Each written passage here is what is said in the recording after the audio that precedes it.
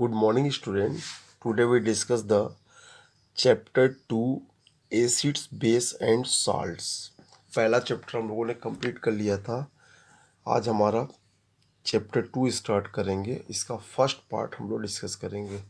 आज पहला पार्ट कि नाम से पता चल रहा है एसिड, बेस और साल्ट हमारा चैप्टर है. तो पहले एसिड्स के बारे में बात करेंगे, फिर बेस के बारे में, तब साल्ट के बारे में बात करेंगे. तो सबसे पहले एसिड क्या है ये आपको पता होना चाहिए कि acids, what is the acids? Substance which gives H plus ion on dissociation और dissolve in water is known as the acid. कि ऐसा सब्सटेंस जो H प्लस आयन देगा, ठीक है, जब डिजॉल्व करेंगे उसको वाटर में. तो कोई भी सब्सटेंस जो H प्लस आयन देगा वाटर में हम डिजॉल्व करेंगे तो वो क्या होगा? एसिड कहलाएगा, अगर H प्लस आयन देगा तो. और एसिड का टेस्ट क्या होता है? सोर इन टेस्ट, ये कड़वा होता है. एग्जाम्पल की बात करें तो HCl, H2SO4, ETC. तो एसिड्स क्लियर हो गया कि कोई भी सब्सटेंस जो H प्लस आयन देगा डिजॉल्विंग करने के बाद वाटर में, उसको बोलेंगे एसिड्स. अब एसिड्स को हम क्लासिफाइड करेंगे कि कितने टाइप्स के एसिड होते हैं. तो एसिड के देखिए बहुत सारे टाइप्स होते हैं, बहुत सारे बेस होते हैं क्लासिफिकेशन के. कुछ हम यहाँ देखेंगे. जैसे हम बात करेंगे कि on the basis of source, कि सोर्स के बिहाफ पे एसिड्स को दो पार्ट में डिवाइड किया गया है. कि जो मिलता है उसके सोर्स के बिहाफ पे हम एसिड को दो पार्ट में डिवाइड करेंगे. एक हमारा है मिनरल एसिड और दूसरा हमारा क्या है? Organic acid. तो mineral acid, acid which is obtained by the minerals like sulfate, nitrates, chlorides, etc. are called the mineral acids. कि ऐसा एसिड जो हमें मिनरल से मिलता है उसको हम क्या बोलते हैं? Mineral acid. जैसे एग्जांपल के लिए HCl, H2SO4, HNO3, etc. ये सब क्या है? मिनरल एसिड है. दूसरा आपका है organic acid. Acid which is obtained from plants and animals are called organic acid.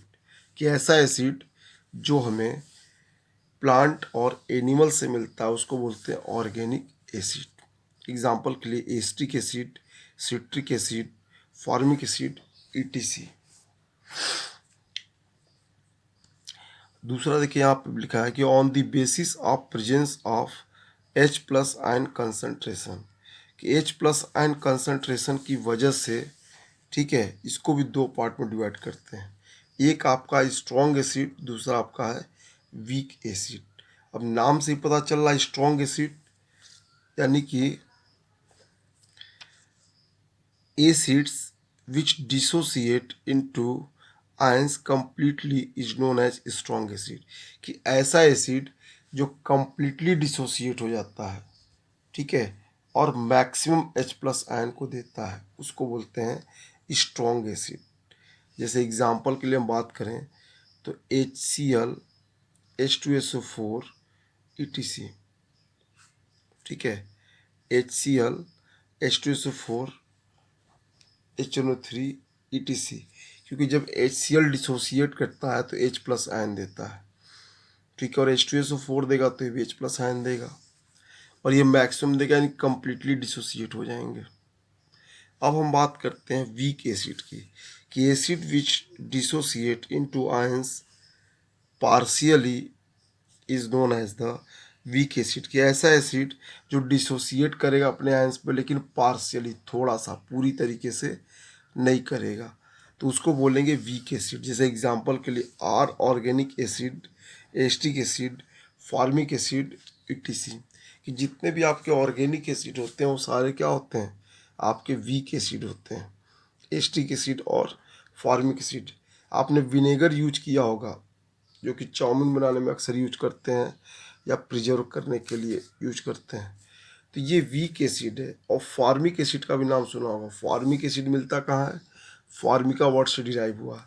जो लाल वाली चींटी काटती है, बर्रे काटती है तो हमको इरिटेशन होता है और चकत्ते पड़ जाते हैं, तो इन सब चीज़ों में फॉर्मिक एसिड मिलता है. इसीलिए जब बर्रे या चींटी हमको काटती है तो इरिटेशन होता है, जलन होती है। अगर ऐसा हो तो कभी भी वहाँ पे या तो चूना लगा दीजिए या फिर आयरन की रॉड, चाबी, कुछ भी हो वहाँ पे रगड़ दीजिए, वो उसको न्यूट्रलाइज कर देता है। ठीक है स्टूडेंट, तो आज हम लोगों ने एसिड का पार्ट पढ़ा कि एसिड क्या है और एसिड को कितने पार्ट में क्लासिफाइड किया गया है। ठीक है, तो कल हम लोग जो पढ़ेंगे वो पढ़ेंगे बेस और उसके टाइप्स पढ़ेंगे।